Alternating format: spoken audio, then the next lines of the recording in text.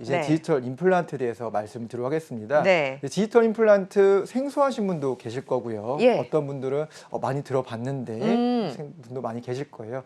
자, 디지털 임플란트가 실제로 뭔지 제가 정확히 말씀을 드리도록 하겠습니다. 네. 아날로그 임플란트 먼저 말씀드릴게요. 예전에 이제 임플란트 치료를 할 때는요. 정말 저도 그런 시절이 있었는데요. 환자분들이 오시면 먼저 진단과 치료 계획을 세워야 됩니다. 네. 그래서 먼저 엑스레이를 찍고 현 상황을 보죠. 그래서 치아 상태가 어떤지, 뼈 상태가 어떤지, 그리고 아까 제가 CT를 언급을 드렸는데요. 네. CT는 뼈 상태를 정확히 볼 수 있는 진단 엑스레이 중에 하나입니다. 예. 예전에는 그게 없을 때는요. 네. 정말 원장님들도 그렇고 저도요. 감으로 수술할 때가 많았습니다. 어. 그래서 아날로그 임플란트의 단점이라고 볼 수가 있죠. 네네. 그래서 진단을 내리고 나서 저렇게 수술을 하게 되죠. 화면을 보시면 예전에 이제 좀 무서울 수도 있습니다. 네. 자, 임플란트를 심고 나서요. 치아 머리를 올리게 됩니다. 네네. 근데 실제로 저희가 아날로그 시절에는 임플란트를 심을 때 치아 머리가 어떻게 나올지 그리고 정확히 어떻게 심어질지를 모르고 시작을 합니다. 그런데 자, 디지털 임플란트를 한번 볼까요? 네. 예전에는 일단 임플란트 심고 나서 머리를 어떻게 치아 머리를 올릴지 생각을 했는데요. 네. 지금은 치아 머리가 어떻게 올라갔을지 먼저 고려를 하고요. 네. 그리고 특히 아래턱 같은 경우에는 이제 하악관 신경이라고 해서요. 정말 중요한 신경이 지나갑니다. 네. 그 신경이 손상되게 된다면 예. 하악 마비가 올 수도 있는 거거든요. 그렇죠. 그래서 저런 신경까지 피해서 저희가 이제 임플란트 치료 계획을 세우고요. 실제 수술에서는 이제 저렇게 보시면은 아까처럼 절개할 필요가 없이 저렇게 구멍만 3mm 정도 뚫고 임플란트를 진행할 수가 있습니다. 마지막 임플란트 치아 머리를 올릴 때도 지금은 다 디지털로 할 수가 있죠. 원장님도 처음 접했을 때 진짜 신선한 충격이었다라고 표현을 하셨을 만큼 굉장히 획기적인 디지털 임플란트 치료법이라고 볼 수 있는데 한마디로 그거 같아요. 아날로그는 절개를 하고 디지털은 절개를 하지 않는다. 네. 이렇게 이해를 할 수 있을까요? 네, 맞습니다. 그렇게도 시청자분들은 쉽게 이해할 수가 있겠네요. 근데 이제 실제로 절개하지 않는 것의 차이는 이제 저희가 임플란트를 아날로그에 심을 때는 사실 임플란트 위치를 의사 원장님들의 그렇죠. 감각에 의해서만 그리고 경험에 의해서만 의존을 해서 심어댔지만 아까 말씀드렸듯이 디지털 임플란트 같은 경우에는 미리 심어봤고 그 심어본 결과를 저희가 3D 프린터를 이용해서 이 수술 가이드라는 거를 만듭니다. 네. 그래서 이 수술 가이드를 이제 보시면 정확히 임플란트를 저희가 정확하게 위치시킬 수가 있는 거죠. 예전에는 이렇게 절개 수술을 그렇죠. 했지만 지금은 절개하지 않고 임플란트 수술을 할 수가 있는 거죠. 네. 그래서 정확도는 높이고 환자분들의 부담감을 줄이고 편안함은 높일 수 있다고 볼 수가 있겠습니다. 아무래도 이제 무절개로 하다 보니까 치료 부담은 좀 줄이면서 정확성은 높일 수 있는 치료법인데요.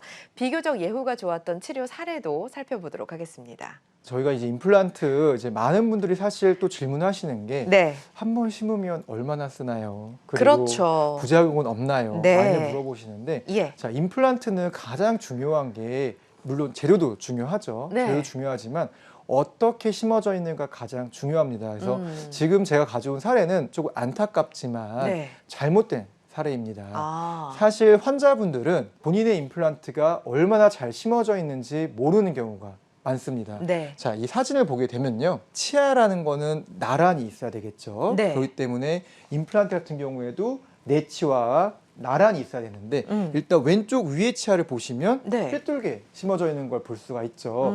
저렇게 삐뚤게 심어져 있다면 일단 첫 번째로 치아 머리가 모양이 예쁘게 나올 수가 없습니다. 네. 자, 그리고 아래 같은 임플란트 같은 경우에는 네. 얼핏 보면 똑바로 심어져 있는 것 같지만 네. 실제로 보시면 잇몸뼈 밖으로 나와 있습니다. 이런 경우에는 이제 임플란트에 염증이 생기게 되죠.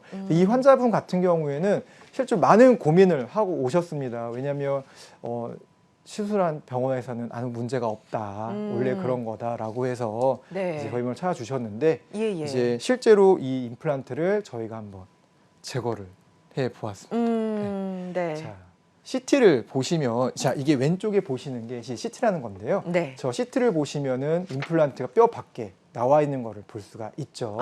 그래서 저희가 제거를 했고요. 보시면은 좀 무서운 사진일 수도 있지만 임플란트를 제거할 때 뼈랑 같이 있는 게 보이실 겁니다. 네. 자, 왜냐하면 아까도 말씀드렸지만 임플란트라는 거는 잇몸 뼈와 결합을 하는 방식이기 때문에 우리 몸의 일부가 되는 것이거든요. 네네. 그래서 이렇게 잘못 심어져 있으면은 안타깝지만 뼈와 같이 제거한 경우도 많습니다. 자, 그래서 이분 같은 경우에는 이런 안타까움을 뒤로 하고 저희가 이제 임플란트를 다시 심어 드렸는데요. 네네. 한번 볼까요? 예. 먼저 임플란트를 제거를 하고요. 제거하고 나서 이제 저희가 모이로 이제 심어 봅니다. 보시면 아까 봤듯이 왼쪽 위에랑 오른쪽 아래를 이제 심게 되는데요. 네. 자, 왼쪽 위 같은 경우에도 임플란트를 뼈 가운데에 가장 정확하게 수술을 모의를 했고요. 아래 치아 같은 경우에도 아까 말씀드렸습니다. 하악간이라는 이제 위험한 신경 구조를 피해서 심어져 있는 것을 볼 수가 있습니다. 자, 이렇게 저희가 이제 시뮬레이션 한 것을 저희가 3D 프린터로 옮기고요. 이거를 그대로 구강 내에 재현을 하게 되는 것이죠. 네. 보시면은 아까와는 전혀 다른 확연한 모습을 볼 수가 있을 텐데요. 특히 왼쪽 위 같은 경우에는 이제 아까는 내 치아와 정말 반대로 심어져 있었지만 지금은 내 치아와 나란히 심어져 있지요. 네. 그리고 이제 아래 같은 경우에는 잇몸뼈 밖이 아닌 잇몸뼈 안에 들어가 있고요. 네. 그리고 임플란트 사이즈 같은 경우에도 자세히 보시면 다른 걸 볼 수가 있죠. 실제로 어금니 같은 경우에는 이제 힘을 많이 받기 때문에 권장 기준이라는 게 있습니다. 그 사이즈도 사실 출자가 원장님이 잘 판단해 주셔서 심어 주셔야 되겠죠. 네. 자, 신경 손상이 온 케이스네요. 이 케이스도 좀 설명해 주시죠. 이제 아래턱 같은 경우에는 중요한 신경, 하악관 신경이 지나가기 때문에 이제 치아에 뿌리 역할을 하는 나사가 안에 신경관을 침범을 한 걸 볼 수가 있습니다. 네. 이렇게 되면 환자분들은 아마 치과에서 마취를 해보신 분들은 아실 거예요. 네. 마취하고 나면은 입술에 뭐가 흘려도 아무 느낌이 없죠. 그렇죠. 그런 식으로 계속 먹먹한 느낌과 마비가 이어지게 되는데요. 네. 그래서 이분도 마찬가지로 이 임플란트를 제거를 하시기로 했습니다. 네. 자, 실제로 아래턱 같은 경우에는 저렇게 임플란트를 심을 때 하악관 신경을 피해서 정확하게 심는 게 중요하다고 볼 수가 있겠습니다. 네.